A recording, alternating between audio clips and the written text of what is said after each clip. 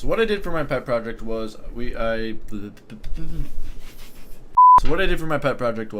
made a microelectronic vehicle, and I did that because I was in a competition with two other people from Stevenson, and we had to make a car to climb an 8-foot ramp at a 35-degree angle carrying a 6-ounce weight using only a AA battery. So our thought process was making this car was we wanted a Jeep. Jeeps are cool. They're very outdoorsy, climb rocks. They're made for climbing. And that was the whole point of this challenge, was to climb. And so what we did was we got a body kit from a hobby shop and we spray painted it black just to make it look cooler. And for the electrical, I did most of the electrical just because they don't know much about it, and being at CSI we learn a lot about it. And so we used 420 farad capacitors charging in parallel, discharging in series to multiply the 1.5 volts that you get from a AA battery into 6 volts. And 6 volts going through a motor, the motor that we had, which was rated at 4.5. Actually cut that out. No. What was it? So in the electrical, we use 420 farad capacitors, charging in parallel, discharging in series. And what that does, it multiplies the voltage from 1.5, which you get from a AA battery, and it multiplies it to 6. The biggest problem we got in this challenge was we were putting such a big circuit into such a small place.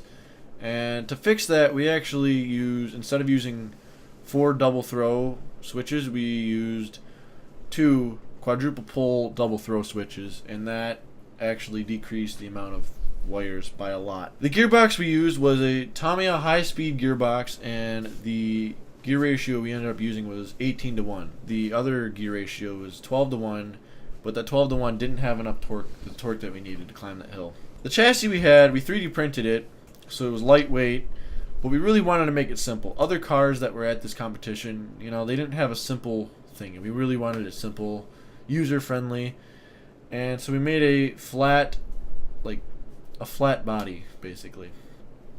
And we actually had a lot of problems with our axle. We printed a few axles actually on 3D printer, and we even tried a brass and a steel axle, but those didn't really work out too well. They were very time-consuming, and the brass and the steel axle were very time-consuming. The wheels we went with, we actually took a Lego wheel and re-engineered it to be on SolidWorks, and then we printed it, and that actually worked very well. We used the Lego rubber part of the wheel, and we just put our rim in there, and it was very nice. All in all, this project went really well. So the thing I learned the most about was the capacitors, I believe. I didn't really know much about capacitors until I did this project, and I actually really liked it. It was a lot of fun. One thing I think would be really helpful is a little bit more time, at least like a full work day, I guess, would be better. Maybe skip a week and then do a full work day, because once you get going on your project, you don't want to stop. Oh wait, the time's out, so you gotta pack everything up, and then the next time you gotta get everything out and get the ball rolling again.